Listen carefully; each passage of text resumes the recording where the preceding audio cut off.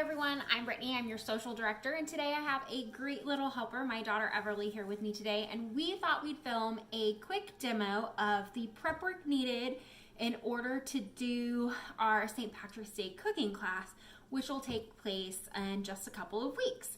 So, Everly, I figure what we'll do is we'll make the prep for the dinner first, and then the bread, because both of those are things that they'll need to do before they join me online that night for the class. So you guys should have already gotten a list for your ingredients for the class when you registered. We'll also link the list in the description box below if you're rewatching this later on down the road. And so first thing on your list is going to be making sure that you get you guys a nice corned beef. So this one is a signature select. You can really get a lot of the different ones. We got ours from Bonds, but you could get it from Walmart, Save Mart. They have them pretty much everywhere right now. We bought one that is 3 pounds. The goal is to get one between 2 and 3 pounds. Trust me, you can eat on it for a couple of days. You'll see it comes packaged, and what we'll want to do first is open the package, take it out, and we'll rinse it in just a second, and then from there we'll put it in. Today we're going to do ours in our Instant Pot, so we have the base of it here ready for you. You can also do this in a crock pot, so when you guys look at the recipe list, it'll give you instructions for both an Instant Pot or a crock pot depending on how much time you guys have to prep. So let's get this open. Okay. Okay, Everly, go ahead and step that way for me. So I'm going to open this. I usually do that over the sink because it does have quite a bit of juice inside. It's okay. So let's see if I can get this sucker open. Am I correct? Yes, there's blood and juice in it. Okay, so come on. Wow, they really vacuum sealed this, Everly. See if I can get it open. Oh, now I see why. It's open, right? Inside there, it will come with a seasoning packet that you'll want to do and use in just a little bit. Okay, so now I got it open. Now, we're gonna rinse this because they do salt it in a brine. So you definitely don't want all of the juice and the salt. Sorry, not the camera.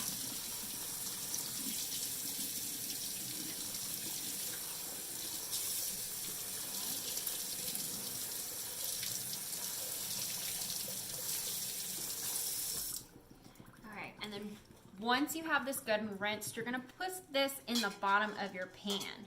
So for us today, it's an Instant Pot. If you're using your crock pot, you'd want to put that straight into the bottom. I'm going to wash my hands because what do we do, Everly, when we touch raw meat? You wash your hands because you never know when you might have broad germs. That's right. Okay.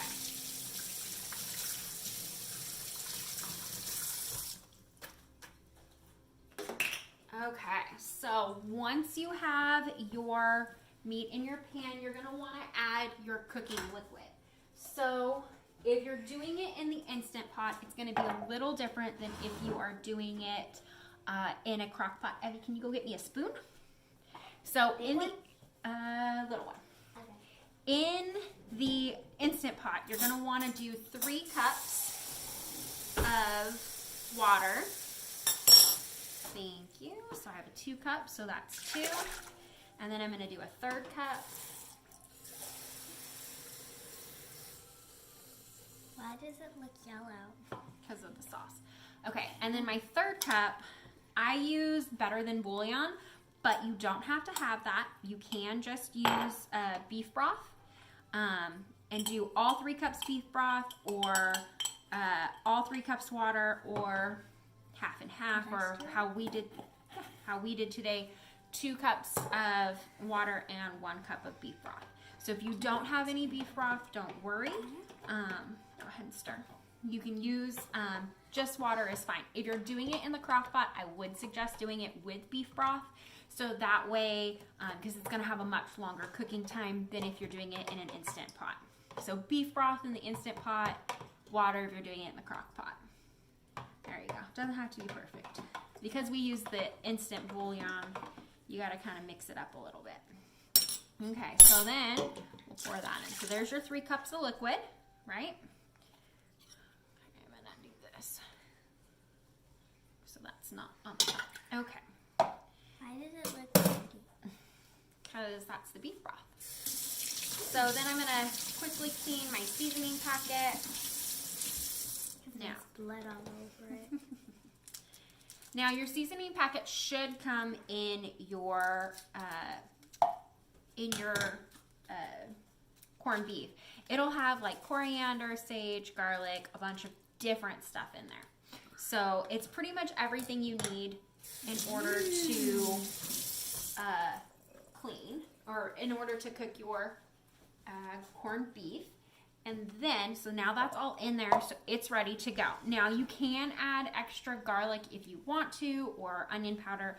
I usually just go as is. So once that's in, make sure when you put your corned beef in, you put it fat side down. So you don't want to have fat side up, fat side down. For the crock pot, if you're doing this once you've got it in and seasoned, you're going to then also add your vegetables. So your carrots, your celery, your onions, and you'll add all of those, and your potatoes, and you'll add all of that in on top of the corned beef, put the lid on, and cook it for 6 to 8 hours on low. I tend to go closer to the 8 hours unless you have a small corned beef, and then it's closer to the 6. If you're doing it on the Instant Pot, then you'll go ahead and take this, pop it in your Instant Pot, click it to seal. Depending on how old your Instant Pot is, it may say manual. If not, if it's newer, it'll say custom. Go ahead and click custom or pressure cook custom and do 90 minutes. So you'll go ahead and do 90 minutes. So let's pop this in.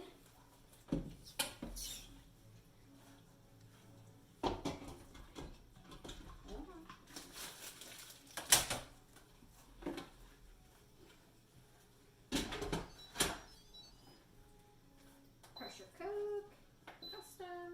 It smells good. It does smell good, huh?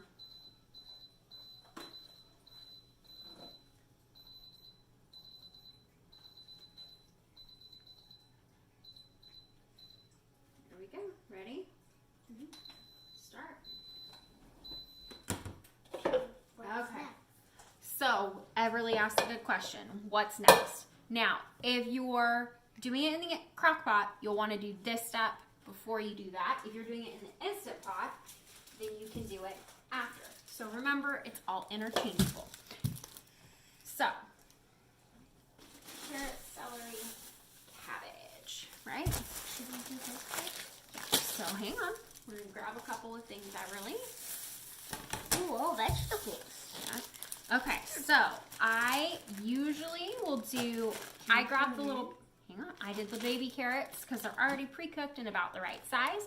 So we are going to do 2 cups of carrots, or about 1 of the small bags. Go ahead and dump that in there. The whole thing? Whole thing. Are we making a salad? We're not making a salad. We're making the veggies that go with all that corned beef. Oh. Ooh, careful. Okay. Next, we gotta do celery. Oh no. I'm gonna close my eyes when you cut that thing. It's gonna make my eyes water. Just that. Here we go. So next we're gonna do celery. Yeah, chop it. So you just want to do a rough chop on this. So I already had it cut into the little pieces, and I'm just doing it into like little half piece sections. Okay, Everly, go ahead and put that in there. So carrots are in, celery's in. I'll eat everything else except the celery. Except the celery. Promise. And then we're gonna do about, let's see, 1 pound of baby red potatoes. So this one says it's 3 pounds, right? So how many, we need 1 pound of that. So about a third of this bag, right? A third? A third of the bag. A third is kind of a lot. That's a good amount. Okay, so It's like a lot of the bag. It's like almost the that's whole about bag. that's right? about a third. Not all bag. A little less than half the bag. Okay, I'm gonna lightly wash these. I have a feeling Okay, so these ones are washed. Hang on. even though I don't like rolling, I'll always carrots in there. That's okay. Okay, so now these are a little big to go in. If you get the real baby red potatoes, you can just stick those right in whole. But these are a little big everly, so we're going to go ahead. Cut them up. Now, potatoes come in different sizes. So like this one's medium size, we'll cut it in half. This one's pretty large, so we'll cut it in quarters. You want them basically to be fairly the same size and so that they cook pretty quick. So, but why don't you cut them really small like you did with the celery? Well, so everything cooks at different times, right? So the potatoes are softer. When you add water to them, they'll cook faster than the celery and the carrots, which are a little harder. Because they're bigger? Smaller? More starch, and the starch cooks quicker. Okay, so here we go. Yeah, you can put them in. So I'm just cutting these into about quarters. I think there's more quarters than halves. Yeah, that's okay. So they're all about the same size. Okay, last. It looks like we're making like a potato salad. Oh, that dreaded onion. Everly's dreaded onion. Makes you cry, huh? Uh-huh. That's why I'm closing my eyes. Oh, I'm just covering them. You're going to cover your eyes? Never mind, actually. Okay, so we cut our onion in half. I'm going to pull the outer peel off. I think it's not working because I have glasses on. Maybe because you have glasses on. That's a good idea. So you basically want to just peel it down to the yellow. We're going to cut this in half, each half in half, and then in half again. So into eighths. I'm not going to put those in. You don't want to put them in? No, thank you. Okay. So, like that. But why don't we need more? We do. We're going to do one more onion. So, I always do extra onion and extra garlic. No. Really sharp knives. Mom's going to do them today. I want to, pull off all this stuff. You want to pull off the skin? Mm-hmm. Okay. Here's how you pull off the skin. Ooh. I always like to try and get the kids in the kitchen when I can. I find it helps. And it's good for you to know where your food comes from, huh? And how much work it takes to make it. Mm-hmm. So this is a great dish because, yes, it takes a long time to cook, but it doesn't take a long time to prep. So you can prep your veggies and stuff in advance. You can also cook this and then rewarm it later. So it's all really good. So there's all our onion. I can't get it. That's okay. So back there, our Instapot is starting to bubble, huh? Mm-hmm. And then at the end, we let it out. So then all the steam comes out. The steam comes out. That's right. I think that's the best part because it's just going to go everywhere. Ooh. Onions in my eyes. You didn't get in mine. Oh, I'm jealous. Okay. Oh man, I can hear it. Me too. Okay. The Instapot's making me hungry. Is it making you hungry? Okay. Then last but not least, cabbage. I'll at least eat some of that. You like the cabbage? Well, I like lettuce. I usually will take the outer layer off and then give it a quick rinse. Can I do that whole thing? Oh, I'm almost done. Okay. Could I pull off the things? Oh. How do? Yeah, I know, but we're not doing that. Okay, so then cut the base off, right? But why is there so much stuff in there? All the different leaves, right? Okay, so why is there whiteness? Oh, it's just different color. Okay, so I did green cabbage. I cut it. Then I'm going to cut it in slices. You want it in fairly good sized chunks. Big knives help. Yes. What? Ooh, big cabbage, big nut.